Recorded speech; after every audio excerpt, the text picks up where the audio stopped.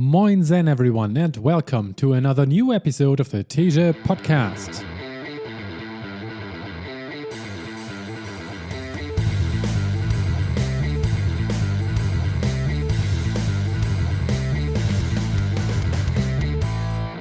This is a book episode about Nikola Tesla's My Inventions, the autobiography of Nikola Tesla. This book has 80 pages and I finished reading it on September the 3rd, 2025. Impressions. A few weeks ago, my oldest daughter and I were stranded in the city of Belgrade, Serbia, because of a missed flight connection. The airline put us into a comfortable hotel, and the late flights next day offered an opportunity to get to know the city for the first time. The famous inventor Nikola Tesla is from here, and people are proud of that fact. The airport is named after him. This made me realize that, albeit I knew of his existence and a few things he invented in his life, I had no idea what he was really like and what an impact he had. Today, his name is hugely famous, and after reading this book, it seemed quite odd to me how that could have happened. What would he say about the big car maker company and its decision to just use his last name for their name? Can you imagine a company 100 years into the future just using your unique last name as theirs? Anyways, I wanted to know more after visiting Belgrade. Turns out he wrote an autobiography. This is it. It was very short and seems to me to be rather incomplete. Also, he writes as if he had attention deficit disorder, which was obviously undiagnosed and untreated back in the late 19th century. He is not a good writer, to be frank. His life, though, must have been hugely interesting. The way he describes how he worked on his inventions completely inside of his brain, iterating on them in his thoughts, even including troubleshooting and improving their designs, and only then starting to build them and make them a touchable reality when he felt he was done. It's so incredible, I still can't really believe it. One example invention that you might not be aware of is his remote-controlled boat. It's a 4-foot-long boat with an electronic motor inside, which he controlled with a few switches in a box from a distance.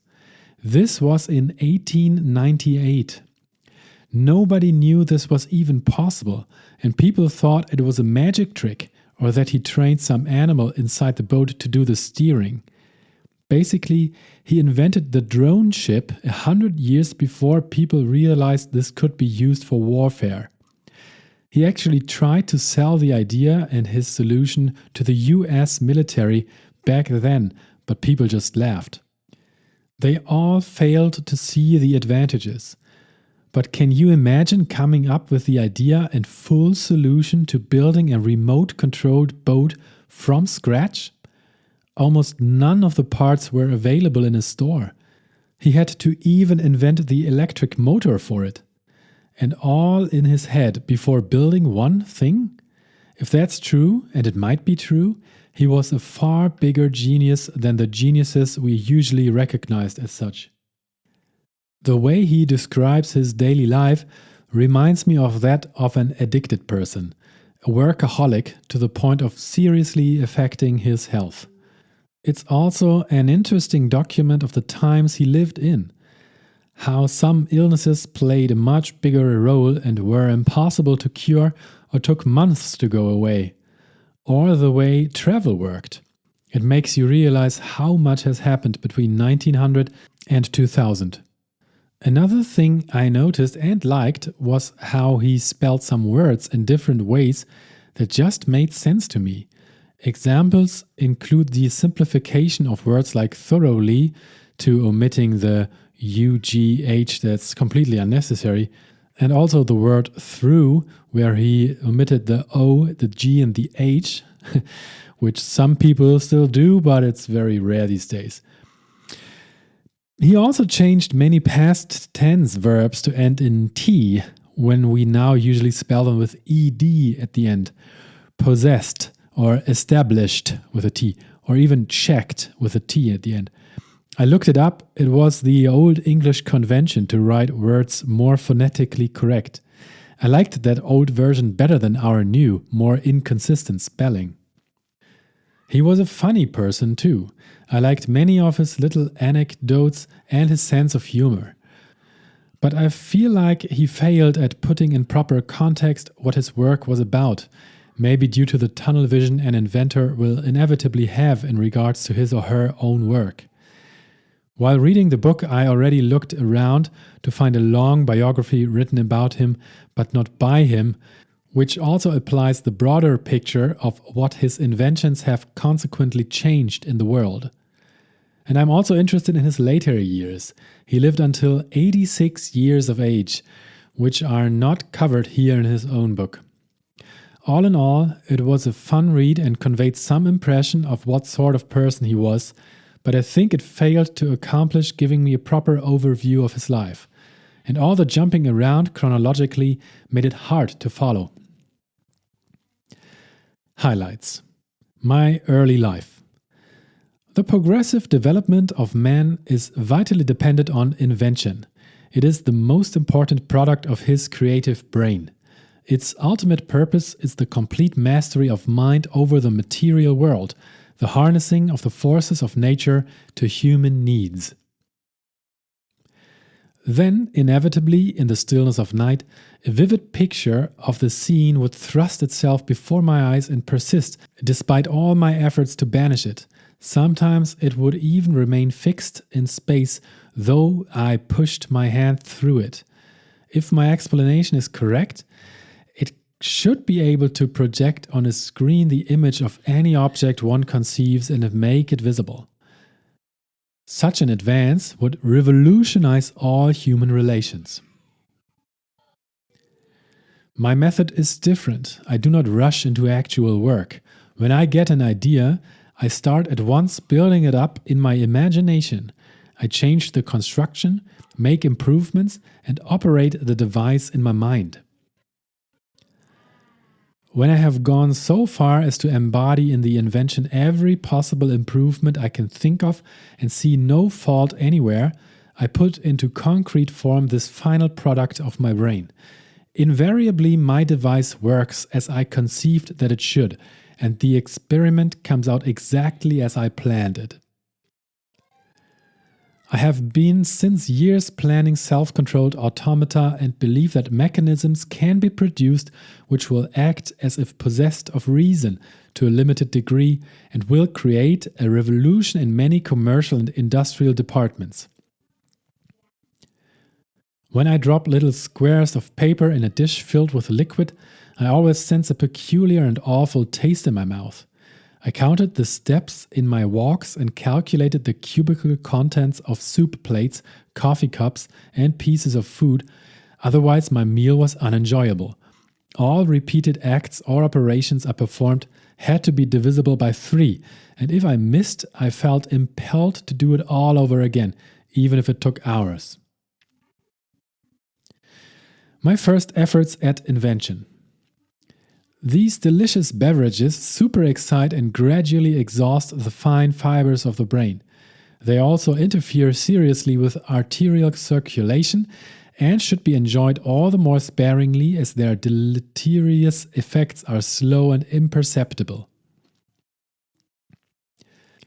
The truth about this is that we need stimulants to do our best work under present living conditions, and that we must exercise moderation and control our appetites and inclinations in every direction. I foretold to my uncle, to the minutest detail, what I intended doing.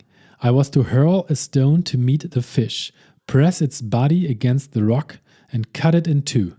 It was no sooner said than done. My uncle looked at me almost scared out of his wits and exclaimed, "Vade retro, Satanas!" And it was a few days before he spoke to me again. My later endeavors, the discovery of the rotating magnetic field. Only one trifling detail of no consequence was lightly dismissed.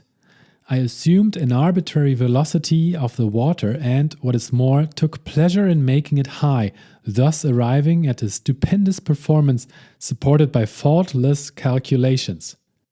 Subsequent reflections, however, on the resistance of pipes to fluid flow determined me to make this invention public property. I cannot find words to describe my disappointment when later I realized that I was in the predicament of Archimedes, who vainly sought for a fixed point in the universe. I had made up my mind to give my parents a surprise, and during the whole first year, I regularly started my work at 3 o'clock in the morning and continued until 11 at night, no Sundays or holidays excepted. My father came to the conclusion that unless he took me away from the institution, I would be killed through overwork. On one occasion, I started to read the works of Voltaire when I learned, to my dismay, that there were close on 100 large volumes in small print which that monster had written while drinking 72 cups of black coffee per diem. It had to be done, but when I laid aside the last book, I was very glad and said, "Never more." The discovery of the Tesla coil and transformer. The genii had carried me from a world of dreams into one of realities. What I had left was beautiful, artistic, and fascinating in every way. What I saw here was machined, rough, and unattractive. During this period, I designed 24 different types of standard machines with short cores and of uniform pattern, which replaced the old ones.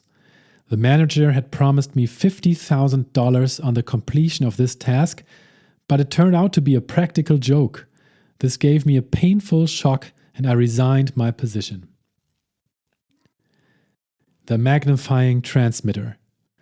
It is difficult to appreciate what those strange phenomena meant at the time. We crave for new sensations but soon become indifferent to them. The wonders of yesterday are today common occurrences. An inexpensive receiver, not bigger than a watch, will enable him to listen anywhere, on land or sea, to a speech delivered or music played in some other place, however distant. My project was retarded by laws of nature. The world was not prepared for it. It was too far ahead of time.